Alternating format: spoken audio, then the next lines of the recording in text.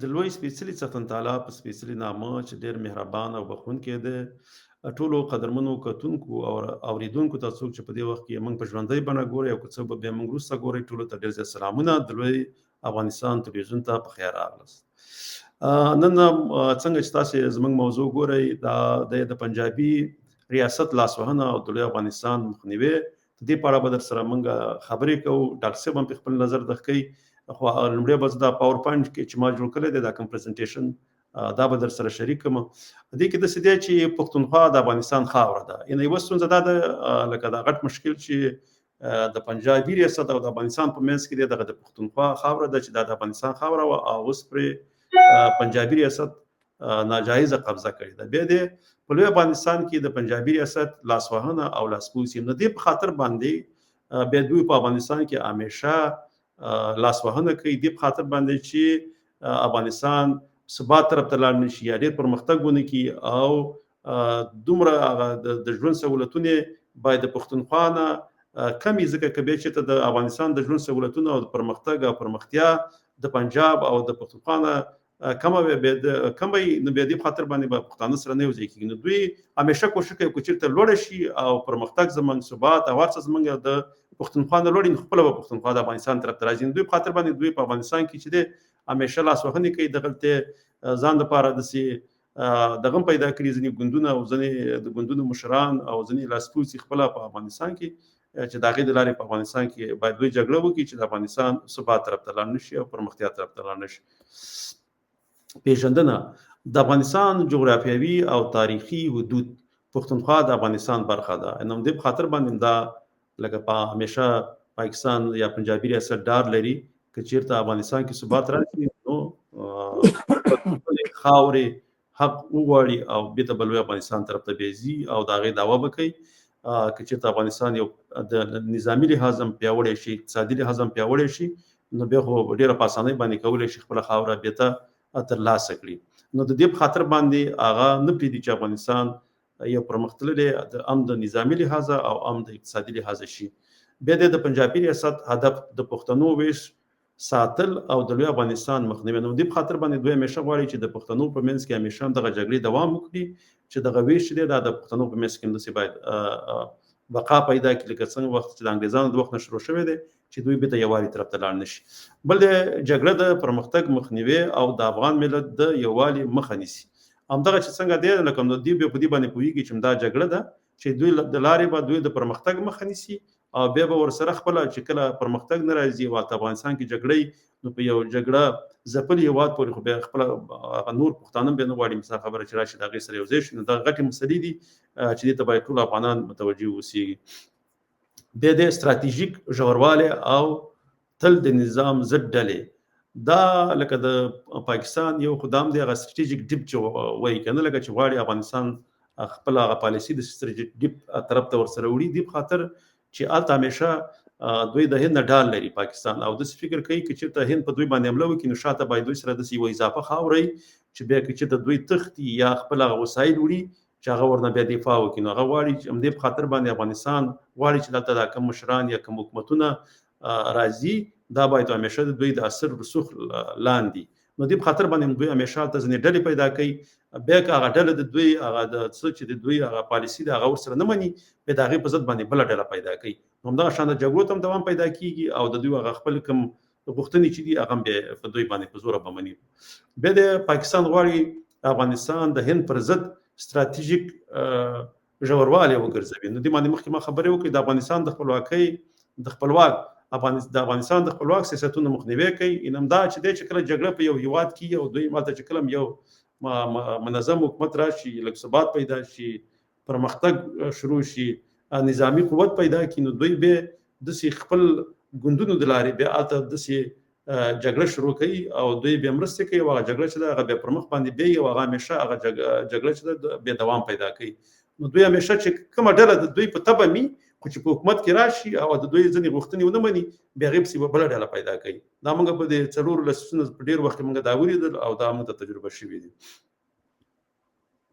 بیا د لوی افغانستان ویره، پښتونخوا د افغانستان خاوره ده چې د 1893 د ډیورن کرښې له مخې ویشل شوې ده. دا په 1893 کې انګریزانو وویشله، بیا د انګریزانو د تګ نه وروسته دا پنجاب ته حواله شوه، دغه زمونږ دغه خاوره. نو اوس دوی هم دغه یو ویره ورسره د لوی افغانستان نه. نو دوی د هغه وخت کې خو کوشش خپل وکړو چې کله د پاکستان جوړ شو، نو دوی خپل ډېر کوښښ کوو چې په افغانستان کې داسې ډلې پیدا کړي چې د هغې د لارې په افغانستان کې بې ثباتي او جګړې پیدا کړي. خو په هغه وخت کې دغه قومونه چې په دې کې یووالی زیات و، نو بیا دوی په دې فکر کې شروع چې اوس څنګه وکولی شي دوی ورته دغه وکړي. په هغه وخت کې دغه د بلوچستان تحریکونه او دا دغه تحریک هم ډېر د پښتونستان تحریک دا ډېر په دغه کې و، په پرمختګ کې و. نو بیا دوی افغانستان ته لاړ، دغه د عوامي نشر ګوند ځینې خلک او د بلوچان او دغه ځای نه د خپلواکۍ غوښتنه کوله. د پښتونستان مسله هم ډېره ولاړه شوې وه. نو په هغه وخت کې دوی خو د قومونو د لارې نشول کولی. بیا دوی داسې کوشش وکړو چې څنګه وکولی شي چې هلته مذهبي ډلې ځان ته پیدا کړي. نو بیا هغه مذهبي ډلې پیدا کړي، هغوی بیا هغه ګوندونو سره لاره پرې خاصه کړله. دا جمعیت اسلامي چې و، دوی کوشش کوو چې هلته داسې یوه بله ډله پیدا کړي چې هغه هم په دې نامه باندې نه چې هلته اسلامي نظام نشته دی او باید دوی پاڅون وکړي او هلته اسلامي نظام راولي. په دې هغه ډلې نه پوهېدلې چې خپله په پنجاب کې د کومه اسلامي نظام دی او هغوی خپله هلته د انګریز قانون لاندې ژوند کوو، مګر هلته هغه نور هڅول په افغانستان کې د داود په وخت کې ته یادو چې دوی هلته پاڅېږي او د نظام خلاف باندې راپورته شي. شاه مسعود په وخت کې راپورته هم شو، خو هغه بیا وځپل شو. نو په وخت کې دوی داسې د ځینې ډلې دې ته وهڅولې چې دغه مذهبي تحریکونه شروع کړي. نو هغه د خپل لاس اله وګرځول او په افغانستان کې پرې مداخله کوله. که افغانستان باثباته شي، پښتانه به د یووالي غږ پورته کړي. نو دوی سره خو دا ویره ډار همیشه وي، هغه خو په دې پوهېږي که چېرته افغانستان باثباته کېږي نو د پښتنو یووالی چې دی هغه به حتما راځي. نو له دې لپاره هم هغه دغه لاسوهنو ته دوام ورکوي. بیا د جګړه او بې ثباتي د پرمختګ مخنیوي لپاره لکه دغه غواړي که نه چې افغانستان دا اوس بیا نه تکراروم، خو همدغه چې افغانستان باید د نظامي لحاظه، د اقتصاد لحاظه، د سیاسي لحاظه دا باید یو پیاوړی او قوي نظام نشي یا حکومت نشي. نو دې په خاطر باندې هغې ګوتې وایي جګړه د ژوند اسانتیاوې او پرمختګ مخه نیسي. لکه اوس وګوره ما مخکې څنګه ویل، ځکه دا څو لسیزې کېږي چې په افغانستان کې دغه جګړه دوام پیدا کړی و. نو زموږ اقتصاد، زموږ هغه افغانۍ په هغه وخت کې ډېره کمزورې شوې وه. نو تر ډېر وخته پورې خپل افغانان هم پښتونخوا ته به تلل او نورو هېوادونو ته به تلل د ژوند د ښه سهولتونو په خاطر باندې، د ژوند د آرامتیا او سهولت دپاره نور هېوادونو ته تلل. ځکه ټول خلک هم ځکه انسانان غواړي خپل سهولت چې داسې یو ځای کې ژوند وکړي چې هلته ورته سهولتونه ډېر وي. نو دغلته دا جګړې وي. نو دغه جګړې چا کولې؟ دغه جګړې خپل هم د پاکستان کولې. ځکه یو خو داسې چل و چې هغه زموږ اوبه هر څه چې دي هغه دوی ته لکه ایران ته په فري باندې تلل. نو دغه دوی غوښتل چې په دغه منطقه کې افغانستان د ټولو نه وروسته پاتې یو هېواد وي. ځکه که چېرته دا د دوی نه په پرمختګ او په اقتصادي پلوه قوي کېږي، نو خپله به افغانستان لوی افغانستان جوړېږي. نو د دوی ولا ځکه دغه جګړو ته دوام ورکوو. او بیا د سولې مخنیوی د پښتنو یووالي له منځه وړلو لپاره نو همدغه په خاطر باندې د سولې مخه نیسي. د افغان حکومتونو کمزوري کول، چې کله کوم حکومت په افغانستان کې راځي دوی به کوښښ کوي د پنجابي ریاست چې هغه کمزوری شي.